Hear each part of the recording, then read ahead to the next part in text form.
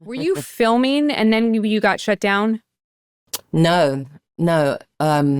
I was just making a person and then got shut down. So Once Upon a Time ended in 2018, and then after that, I got pregnant and had most of my and had all the pregnancy and stuff before the pandemic.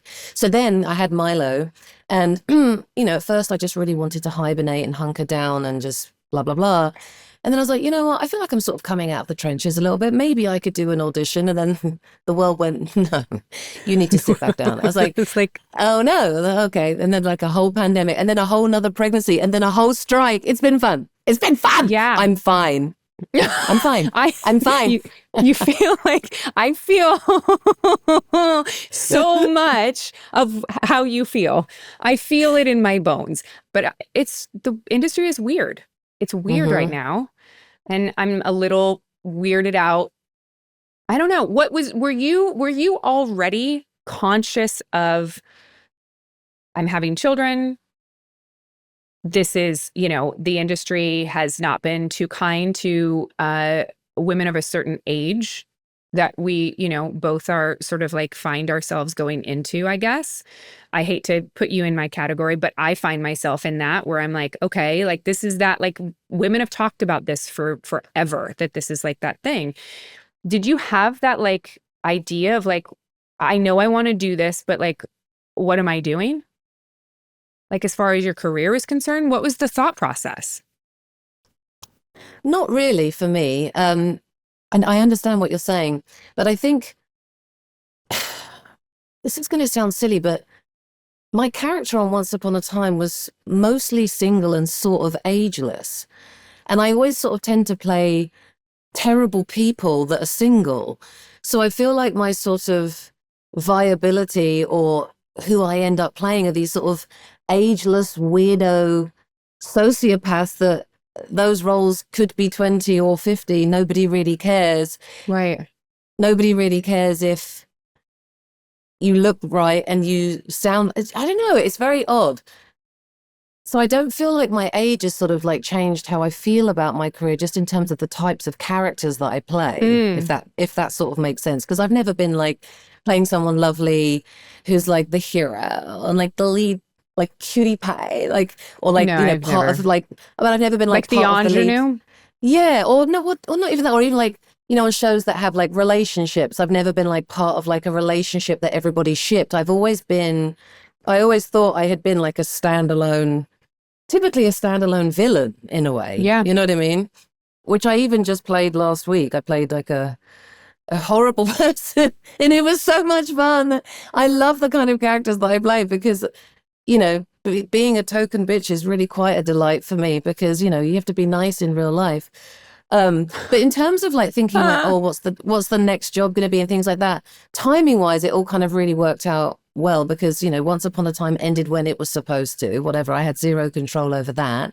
But I did sort of express to my team, hiya, um, I'm not getting any younger.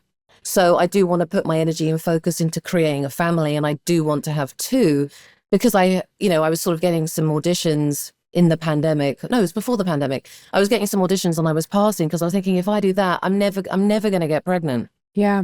So I thought I never want to be someone that cancels, reschedules, or doesn't go to things. It's just the Britishness in me. I can have a panic attack. I don't know how to be on time. I don't know how to be late. I'm always early. Like I'm very like English and German. So when I I love the worry when fact they people were like, think, Rebecca's already here. She's in the other room for the podcast recording. I literally said, bless her.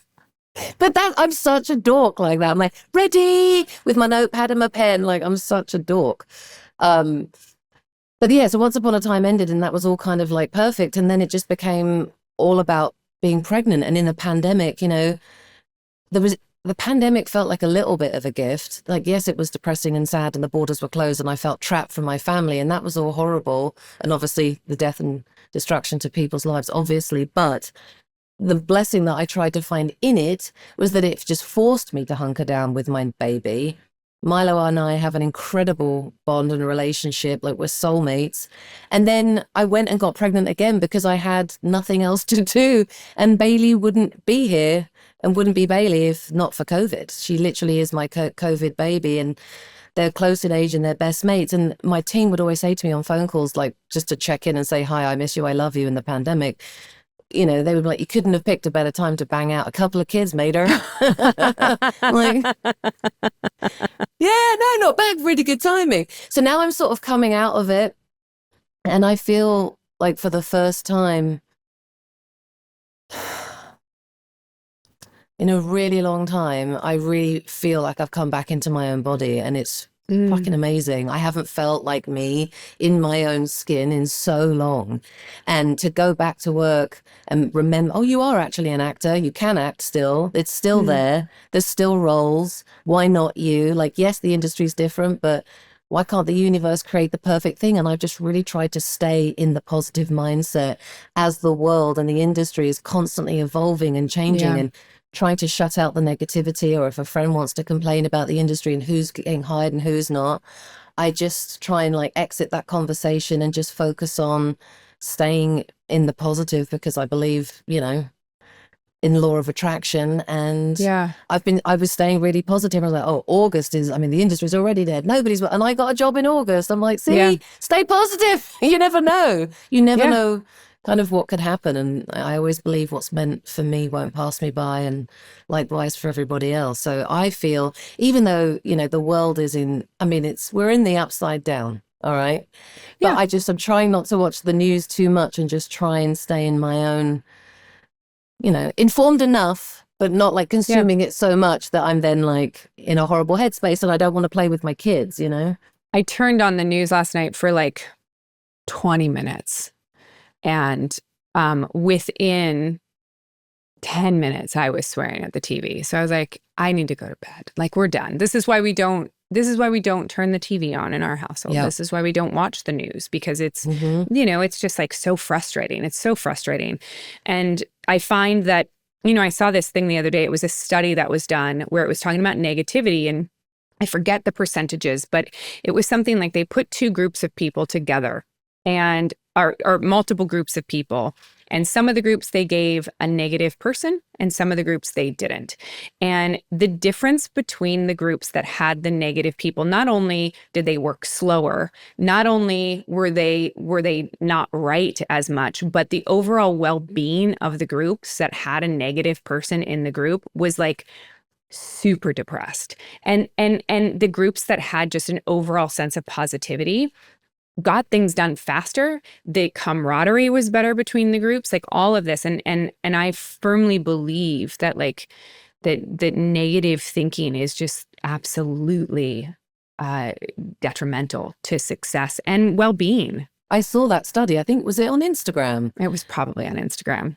But it was cool. And I went through, I think it was like a slide or something, and like it had all the percentages of like what percentage, you know, productivity and morale dissipated even just with one negative person in each kind of case study. And I thought, God, that's just so true. And I've really tried to be cognizant of that over the past few years, and just in terms of, you know, you are a sort of sum of the people that you spend the most time with. So trying to be as mindful as possible about who and what I'm consuming on a daily basis, whether it be social media or TV or friends and family or people that just make you feel like crap. And just the easiest determination for me is just to say, after having spent time with Katee Sackhoff, do I feel A, better, or B, worse?